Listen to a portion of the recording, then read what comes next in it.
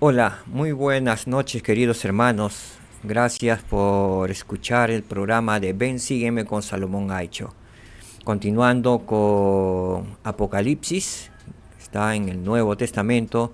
Hoy vamos a estudiar Apocalipsis 13, versículos del 11 al 18. Lleva el título de La Iglesia del Diablo obra milagros. ¿Sí?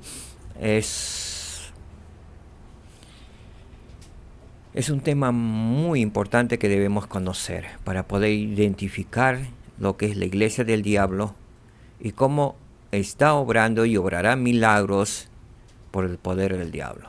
¿Sí? Muy bien, revelación hecha a Juan el Amado, apóstol de nuestro Salvador Jesucristo. Muy bien, como introducción tenemos en Apocalipsis 13, Juan describe simbólicamente la continuación de su visión de la batalla entre el bien y el mal. En este capítulo se simboliza la maldad que fomenta Satanás en la tierra, como una bestia poderosa que ataca todo lo que el reino de Dios representa y que procura hacer valer sus caminos con amenazas y violencia. La bestia también representa los esfuerzos que despliega Satanás antes de la segunda venida de Cristo, al decir que el herir a la bestia no la detiene. Los podemos ver en Apocalipsis 13:3.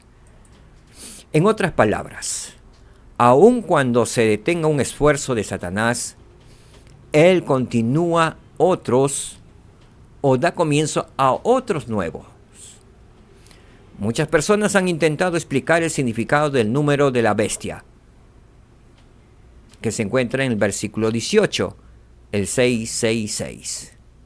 Los profetas de la actualidad no han dado interpretación sobre este pasaje de las Escrituras, y los miembros deben guardarse de enseñar o de fomentar las teorías de los hombres que no concuerdan con la doctrina de la iglesia y que sus profetas no enseñan. Veamos entonces. La iglesia del diablo obra milagros. Escrito por Juan el Amado, el apóstol que lo ven en la figura, junto al Salvador Jesucristo. ¿Sí? Veamos entonces, en versículo 11.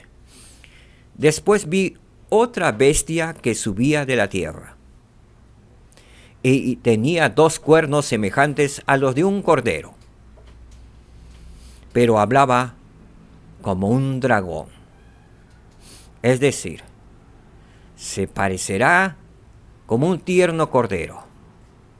Será amable, un personaje posiblemente muy introvertido y agradable ante las personas. Pero hablaba como un dragón en tiempo pasado. Pero hablaba como un dragón. En Apocalipsis vemos que las profecías siempre están en tiempo pasado, como si ya hubieran pasado. Es que esta bestia no va a durar mucho. Hay de los que lo sigan. Tenemos que tener cuidado. Continuemos con la lectura, el versículo 12.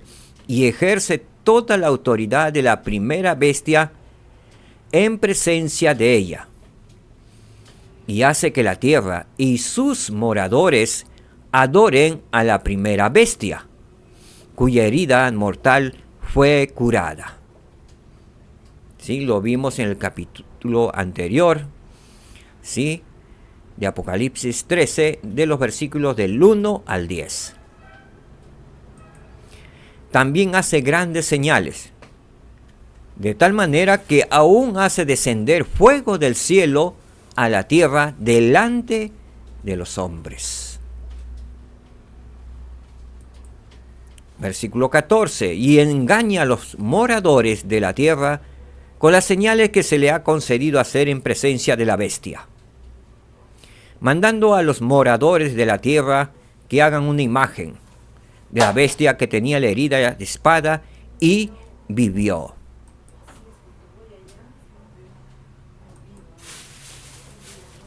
Y le fue concedido que diese aliento a la imagen de la bestia, para que la imagen de la bestia hablase e hiciese que todos los que no adorasen la imagen de la bestia fuesen muertos. ¿Qué podemos entender aquí? Será semejanza de la bestia. Hemos visto que la bestia podría ser un conjunto de naciones que tiene el control y el poder de todo el planeta. Pero harán algo que van a adorar a la imagen de la bestia. ¿Sí? Y dice acá, hicieron que hablase esa imagen de la bestia e hiciese que todos los que no adorasen la imagen de la bestia fuesen muertos. No sé cómo se presentará esa imagen de la bestia. Debemos tener cuidado. Ser engañoso. Y muchos santos, aun los elegidos y escogidos, adorarán, dice acá, a la imagen de la bestia. ¿Sí? ¿Por temor a qué? A morir. Verso 16. Y hacía que a todos, a pequeños y a grandes, a ricos y a pobres, a libres y a esclavos, se les pusiese una marca en la mano derecha o en la frente. Continuemos. Y que ninguno pudiese comprar ni vender, sino el que tuviera la marca o el nombre de la bestia, o el número de su nombre. Continuamos. Aquí hay sabiduría, escribió Juan el Amado. El que tiene entendimiento, cuente el número de la bestia, porque es número de hombre, y su número es 666. Una de las teorías más ampliamente aceptadas es que este número se refiere a Nerón, quien inició la primera persecución oficial romana de la iglesia cristiana. Cuando se transcribe su nombre al griego, sería Nerón César. Y cuando se escribe con el alfabeto hebreo, su valor numérico es 666. Al parecer, Juan el Amado vivía en los tiempos de Nerón. ¿Sí? Y lo describió ese personaje de los últimos días, que sería una bestia de magnitud abominable como lo fue Nerón, que destruyó, persiguió a los santos, quemó la misma ciudad de Roma, mató a su propia madre por gusto y placer, hizo que le adorasen a él y que todo aquel que no le adorasen, se inclinasen ante él, los mataba. Era una verdadera bestia en aquellos tiempos. Pero él está hablando acerca del futuro en nuestros tiempos. Esto puede significar que el personaje que salga será una gran bestia, como lo fue Nerón. Un perseguidor, un destructor, un abominable, que aparecerá al comienzo como una mansa paloma, como un manso cordero, pero hablará como dragón.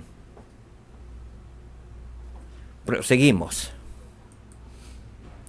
Draper y Rhodes también han presentado otra hipótesis sobre el significado del número, sugiriendo que se refiere realmente a la bestia misma. Cuando la palabra griega para bestia, terión, se escribe en hebreo, el equivalente numérico es 666. Al emplear este significado, Draper y Rhodes argumentan que Juan está pidiendo discernimiento moral para evitar ser atrapado por la bestia. Ya hemos estudiado en el capítulo anterior que la bestia era un conjunto de naciones que iban a dominar el planeta, o organizaciones que tendrían el control de todo. Y aún los moradores decían, ¿y quién podrá contra la bestia? ¿Sí? Entonces está pidiendo discernimiento moral para evitar ser atrapado por la bestia. Muy bien. Además, el número 6 en sí mismo contrasta fuertemente con el número 7, que se utiliza como el número de Dios. El número 7 simboliza el número de Dios. Por lo tanto, el 6 sería lo que se acerca más a la perfección, pero falla y se queda corto en su potencial. Al repetir este número imperfecto 3 veces, se intensifica la idea de incompletitud y fracaso. Incompletitud y fracaso. Mientras que también sugiere una condición de profunda maldad espiritual. O sea, la bestia. Los seguidores de la bestia, conjuntamente con la bestia, tienen un final fatal. Y hemos visto que solamente tendrán poder y Dios se le concederá el poder 3 años y medio. O sea, 42 meses. Escrito en las Escrituras, en la Biblia, en Apocalipsis. Vamos a ver, entonces, antes de que veamos al Elder, ¿sí? Vamos a ver entonces un video. En el libro de Apocalipsis, Juan nos da un número que representa a una horrible bestia. Ese número, famoso, es 666. Pero, ¿por qué? En hebreo y griego, las letras llevaban valores numéricos. Esto es algo así como los números romanos, que utilizaban las letras para representar números. Con esta técnica, algunos escritores antiguos sumaban el valor numérico de cada letra del nombre de una persona para escribir sobre ella de forma encubierta. Los eruditos creen que esto es lo que hacía Juan. Si se deletrea la forma griega del nombre del emperador romano Nerón en hebreo, la suma de las letras daría un total de 666. Esto habría sido especialmente significativo para aquellos primeros cristianos que sufrieron una severa persecución a manos de Nerón. Es posible, sin embargo, que Juan previera un Nerón moderno que perseguiría a la iglesia en los últimos días. De cualquier manera, la promesa es la misma, que si confiamos en el Señor y le servimos con diligencia, seremos protegidos de las calamidades en los últimos días. Y ahora ya sabes por qué.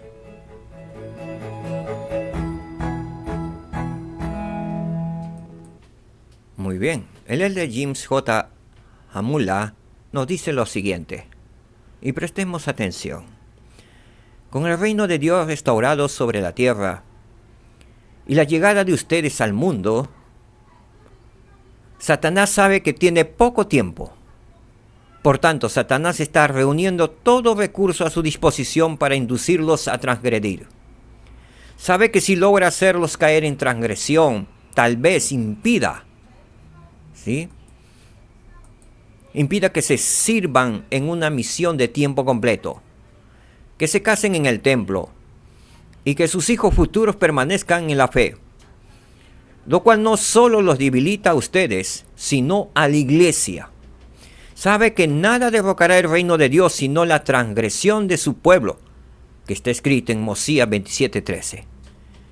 No les quepa la menor duda que el objetivo de su guerra ahora son ustedes.